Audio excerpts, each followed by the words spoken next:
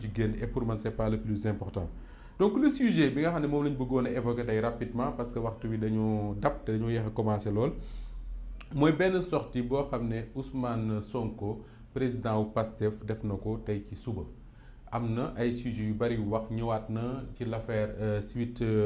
Beauté ni ñu ko tuddee wax na les violations de ses droits di nga xam ne noonu la ñu yëkkatee immunité parlementaire am ni ñu ko placé en garde à vue doon ko yee à 4 heures du matin di ko yóbbu devant le juge yu baree bari wax na ci ni ñu ko placé sous contrôle judiciaire te teguñu ko ci yoon mais man li ma bëgg retenir ci wax ji rek mooy Ousmane Sonko il y a quelques semaines dafa def benn entretien le groupe Walfadjri ma nga fa woon parce que ñun ñoo ko diffusé woon en direct mu wax ne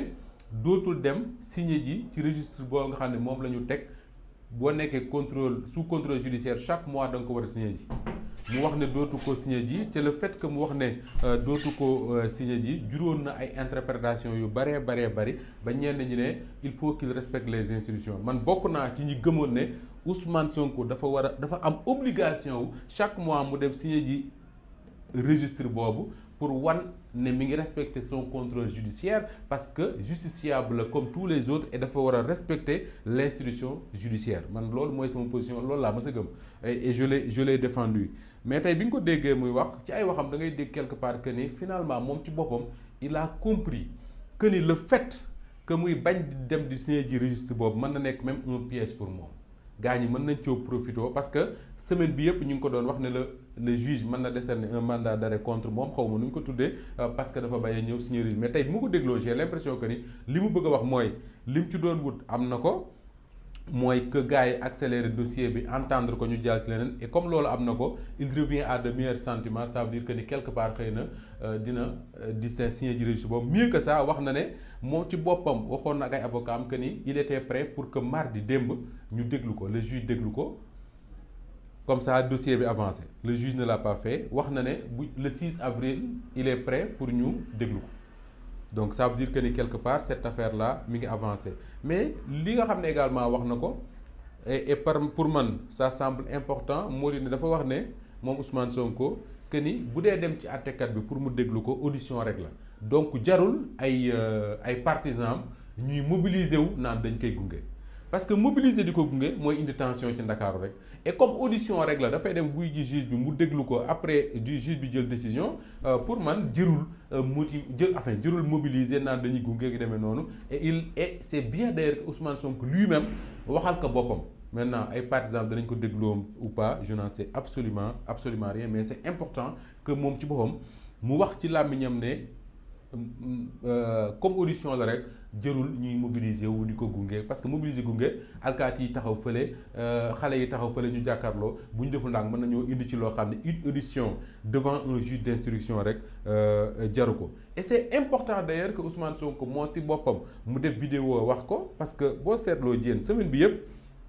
da nga doon dégg ñu doon wax ne Ousmane Sonko juge bi décerné na un mandat pour ñu arrêter ko am na sax ñu fi wax ne ay policiers yu baree bari ña nga ca quartier Néma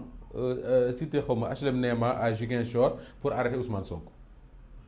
waaye am nañu ko bind ba tax xale yi ñu bari commencé di ko partager ci réseaux sociaux yi naan il faut se mobiliser nangam ak nangam am na sax ñu dem pousser le bouchon plus loin wax ne gars yi dañ doon xaar match Sénégal Égypte bi suñu démarré gars yi dem jàpp Ousmane Sonko. wax yooyu dafa siiwoon ci réseaux sociaux yi ba nga xam ne yooyu dafa jar a arrêté parce que day yokk ci li nga xam ne mooy indi tension ci réew mi et il est heureux que Ousmane Sonko moo ci wax ne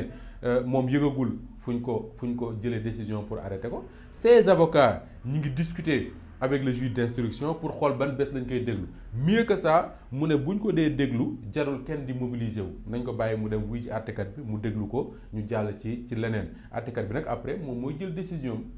dañuy dem procès wala décider un non-lieu pour Ousmane Sonko loolu lépp je n'en sais absolument rien moom àttekat bi moo ko xam moom moo koy décider mais daal li am solo te am solo rek moo di ne ci waxu Ousmane Sonko j'ai l'impression que ni moom li mu bëgg mooy tension ñu éviter ko. éviter tension bokk na ci bañ di mobiliser naan dañ koy gunge éviter tension bokk na ci également ñun la presse vraiment encore une fois ñu éviter di tomber dans ce piège là mooy le piège de la manipulation parce que dans cette affaire depuis daaw ba ren il y a eu beaucoup de manipulation et manipulation yooyu daf ciy bokk parfois on te donne benn bribe d'information boo xam ne quand tu prends pas le temps de la vérification mën nga tomber dans le piège parce que bu ñu gisee ay policiers yu ñu miinul woon ci HLM Néma à Ziguinchor ñu ne Ousmane Sonko foofu la dëkk ñu ne ci semaine boobu Ousmane Sonko bañ na ne du dem signer registre bi nga xam ne moom la le juge d'instruction teg mu war koo signer chaque mois pour wan ne mi ngi respecter le contrôle judiciaire tout de suite soo jotee information yi da ngay def le lien entre les deux nga ne dañ ko bëgg a arrêter.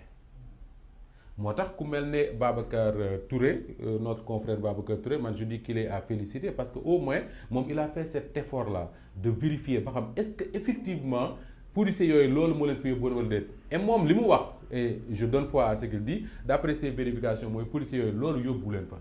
et que pour le moment amul benn décision am na sax je crois que Libération l'a écrit amul benn décision boo xam ne le juge d'instruction jël na ko allant dans le sens d'arrêter Ousmane Sonko et ça la sortie de Ousmane Sonko tey baax na ci parce que moo ci wax na ne yëgul loolu et que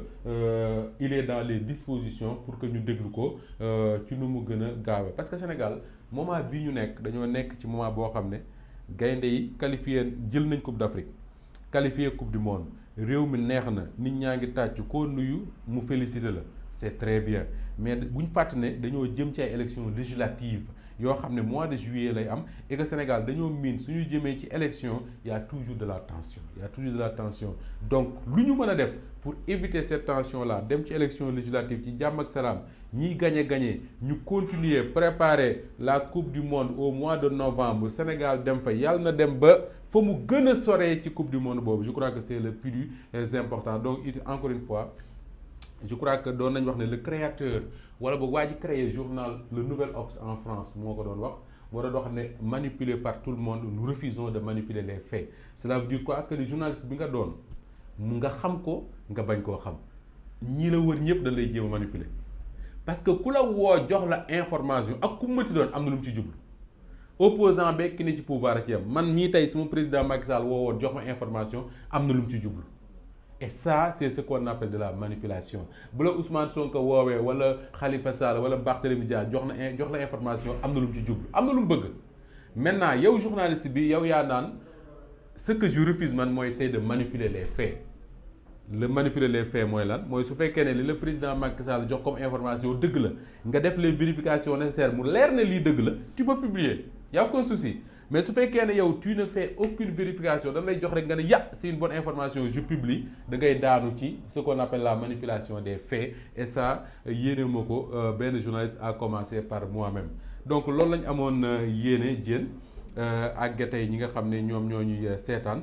saa su ne ci Walf TV la chaîne donc de Walf TV ñu encore une fois ñi ciy gërëm bu baax a baax